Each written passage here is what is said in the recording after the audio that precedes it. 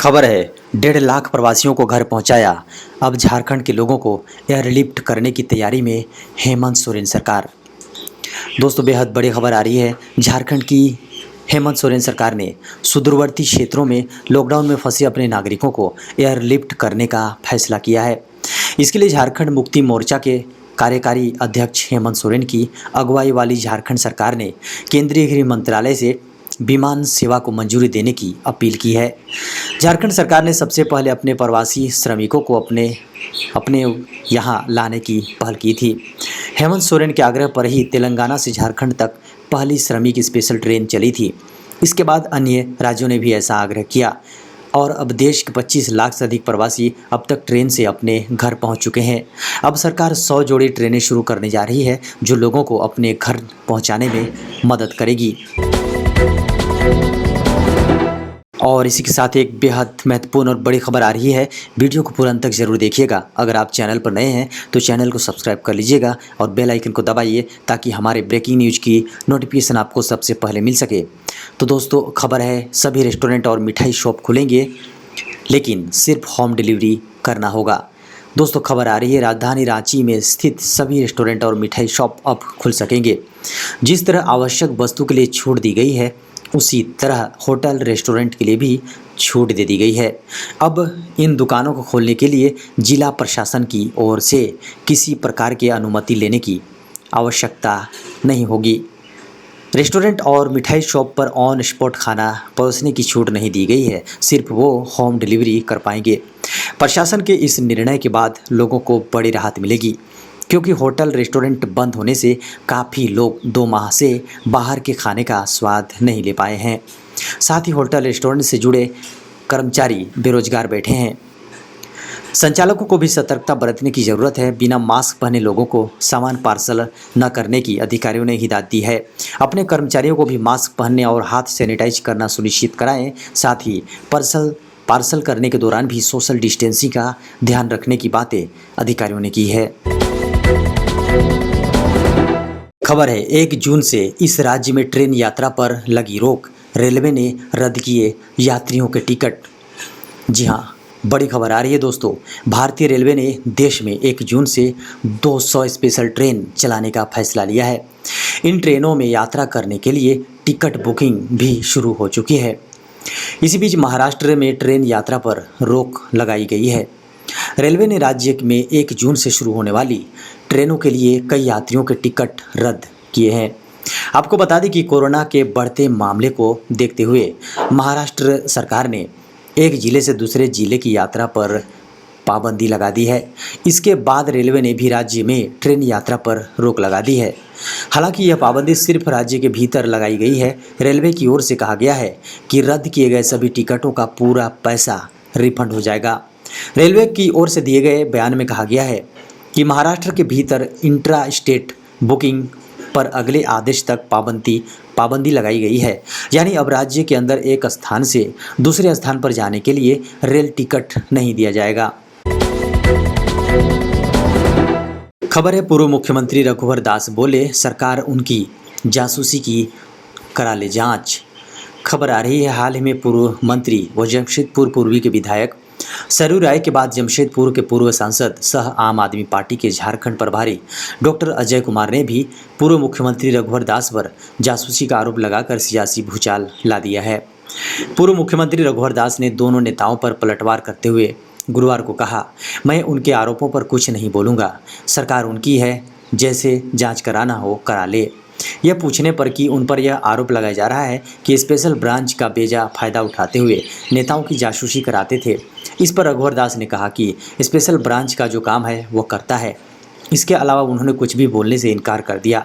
जानकारी हो कि सरयू राय के बाद पूर्व सांसद डॉक्टर अजय कुमार ने भी यह आरोप लगाया है कि पूर्व मुख्यमंत्री सरयू राय ही नहीं बल्कि केंद्रीय मंत्री अर्जुन मुंडा व पूर्व भाजपा प्रदेश प्रवक्ता अमरप्रीत सिंह काले की भी रघुवर दास जासूसी कराते थे।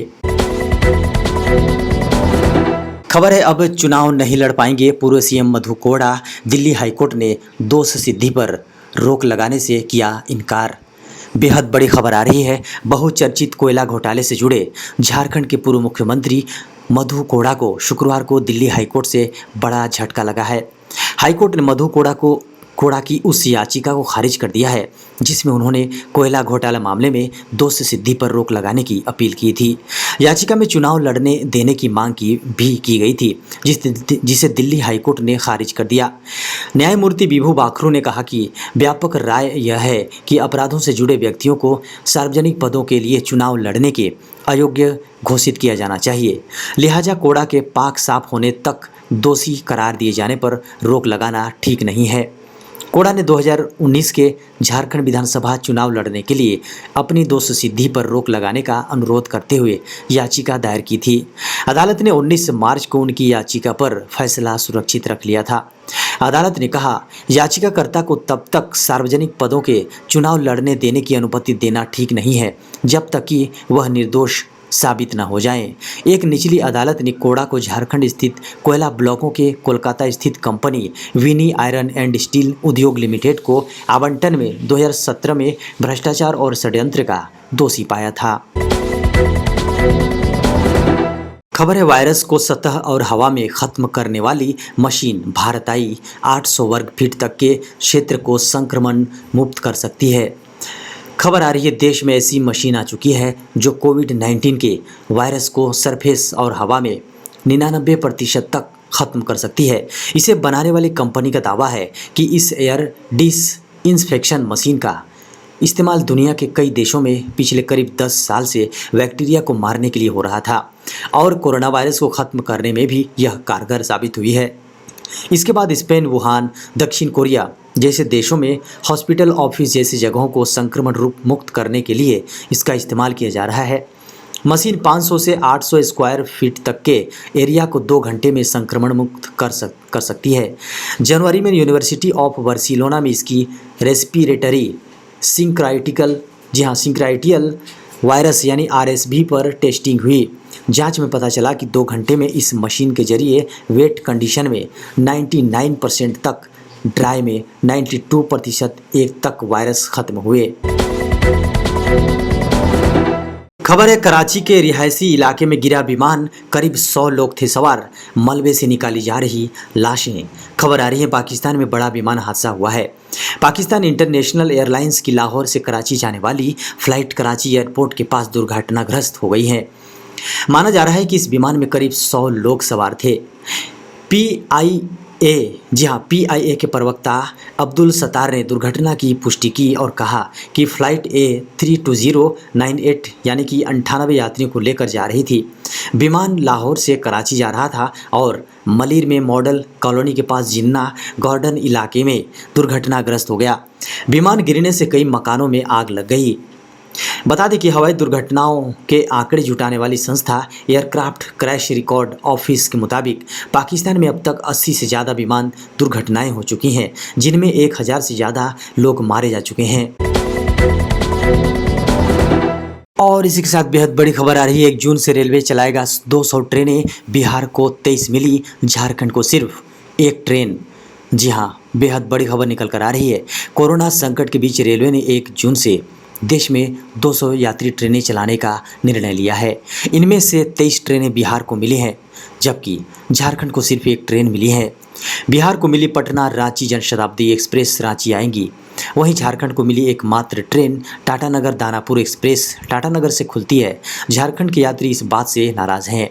उक्त दोनों ट्रेन के लिए गुरुवार को ऑनलाइन बुकिंग शुरू करने की बात कही गई थी, लेकिन जब IRCTC की वेबसाइट पर बुकिंग प्रक्रिया शुरू की गई तो बताया गया कि ट्रेन के बारे में कोई जानकारी उपलब्ध नहीं है। लोग घंटों IRCTC की वेबसाइट पर लॉगिन करते रहे, लेकिन सफलता नहीं मिली।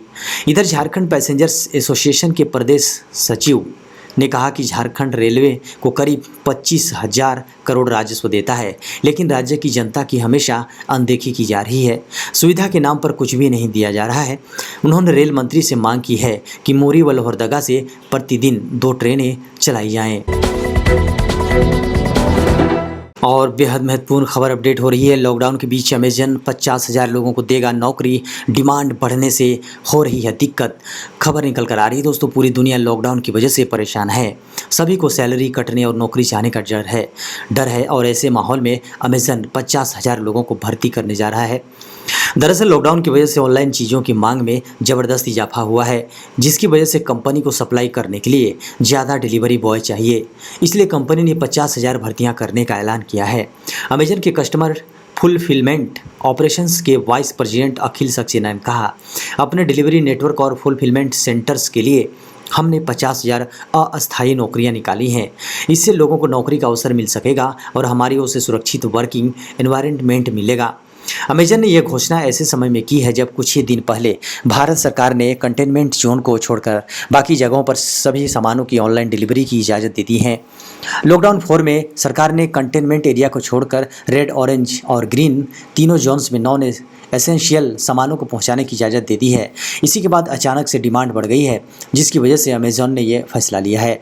तो दोस्तों, ये था अब तक की बड़ी खबर, ब्रेकिंग न्यूज, मुख्य समाचार और ताज़ा खबरों की सुर्खियाँ। दोस्तों, आपसे पुनः अनुरोध है कि इस चैनल को आप सब्सक्राइब करें, वीडियो को लाइक करें, अपने दोस्तों को इस वीडियो को शेयर करें और बेल के आइकन को दबाएं ताकि हमारे लेटेस्ट न्यूज़ की नोटिफिकेशन आपको सबसे पहले मिल सके। और अब इजाज़त दें, नमस्कार।